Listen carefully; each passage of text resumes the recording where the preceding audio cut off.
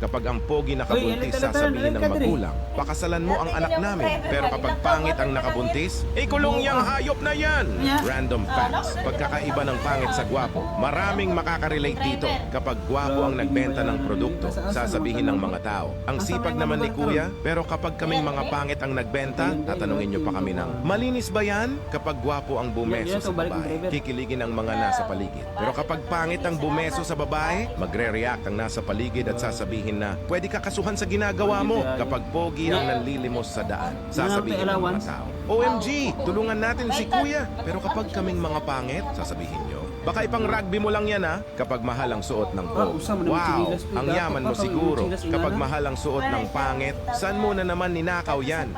Kapag ang pogi nakabuntis, sasabihin ng magulang, pakasalan mo ang anak namin. Pero kapag pangit ang nakabuntis, ikulong yang hayop na yan! Random facts. Pagkakaiba ng pangit sa gwapo. Maraming makakarelate dito. Kapag gwapo ang nagbenta ng produkto, sasabihin ng mga tao, ang sipag naman ni kuya, pero kapag kaming mga pangit ang nagbenta, tatanungin nyo pa kami ng, malinis ba yan? Kapag gwapo ang bumeso sa babae, kikiligin ang mga nasa paligid. Pero kapag pangit ang bumeso sa babae, magre-react ang nasa paligid at sasabihin na, pwede ka kasuhan sa ginagawa mo. Kapag pogi ang nanlilimos sa daan, sasabihin ng mga tao, OMG, tulungan natin si kuya. Pero kapag kaming mga pangit, sasabihin nyo, baka ipang rugby mo lang yan ha. Kapag mahal ang suot ng pogi, wow!